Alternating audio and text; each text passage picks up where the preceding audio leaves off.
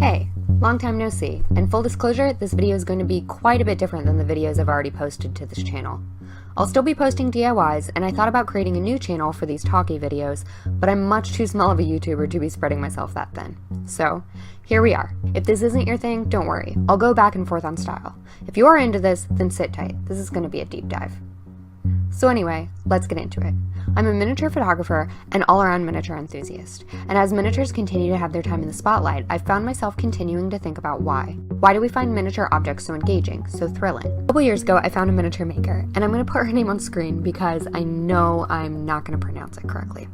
I found her 3-part blog series written from 2015 to 2016 called Miniature Manifesto. In them, she denies Susan Stewart's take on the why miniature topic in Stewart's 1984 book titled On Longing, Narratives of the Miniature, the Gigantic, the Souvenir, the Collection. Stewart makes the claim that the miniature offers a world clearly limited in space, but frozen and thereby both particularized and generalized in time. Particularized in that the miniature concentrates upon the single instance and not upon the abstract rule, but generalized in that the instance comes to transcend, to stand for, a spectrum of other instances. And in essence, she believes miniatures are about us gaining control.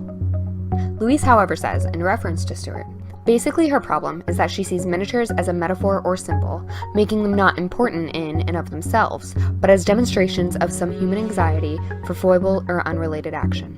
To be perfectly honest, I'm not sure why Stewart is so highly regarded on this topic, aside from the fact that she's one of very few who have published such insight into this. That said, and controversial opinion here, I think there's some merit to her theory, but with that, I also agree with Louise's closing remarks. But more importantly, great miniatures are not an escape from the real world, but a way to engage, confront, question, critique, or consider it. I simply don't see the theories as such separate creatures. Let's start with miniatures in film and TV as examples. Of course, taking a miniature, which is in essence symbolic, and adding it to another symbolic art form may distort this argument a bit, but give me a minute and I'll step back into real-world examples. Spoilers ahead.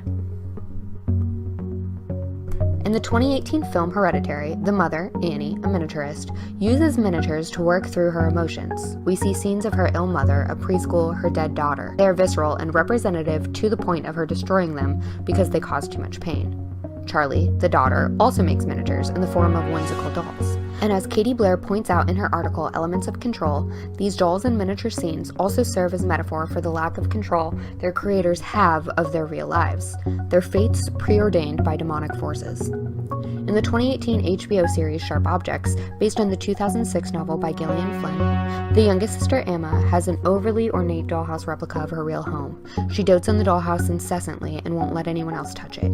It seems to be the only thing in her life she has any control over, as her mother poisons her to keep her pliable. We later find out she's finishing the ivory floor in her dollhouse from human teeth she murders for, which further cements that she's looking for control in every way she can. Don't tell Mama. In Season 2, Episode 11 of Hulu's The Handmaid's Tale, we get a brief glimpse of Hannah's dollhouse. Hannah has been stolen away from her mother, June, the series' main character, and is being raised by new parents in this dystopian society. June has just gotten the chance to see and once again say goodbye to Hannah. After left in the empty house alone, June sees Hannah's dollhouse, and in a way, these show an innocence in this very otherwise society. With that, I think we can say that Hollywood sees miniatures as objects of both control and whimsy, and maybe even escape. So now let's delve into the real world.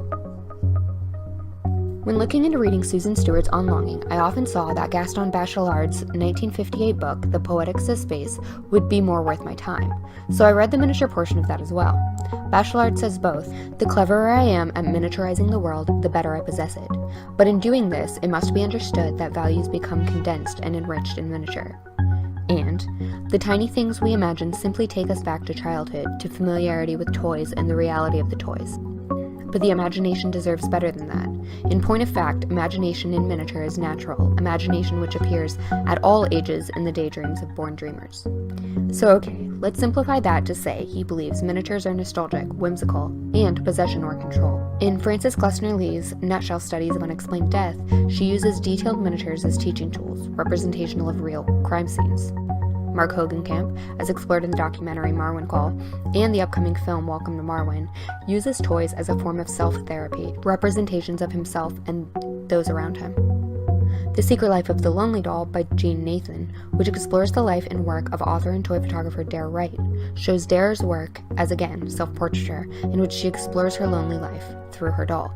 Netflix's The Toys That Made Us shows toys as nostalgic, a form of escape from our everyday lives, and as per the essence of toys, whimsical, joyful objects. It opens a door to a whole other world. So from those sources, we can glean that miniatures are iconographic, allow for self-exploration, and serve as an escape. All of which, when broken down to say that these are things we can form ideas through and therefore possess, or control. So maybe utilizing and having an appreciation for miniatures is about control. But I don't think that's a bad thing.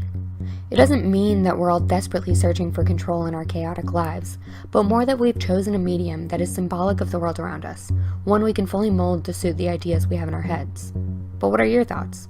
There are so many more sources I could dive into, especially when it comes to why toy photographers choose the subjects they do. I'm sure there are more sources for why miniatures or toy makers do what they do too. But for now, I'm going to keep this to the idea of miniatures as a whole. If you'd like a follow-up on toy photography though, let me know in the comments. Also, you can find all my sources and further reading in the description box below. Until next time.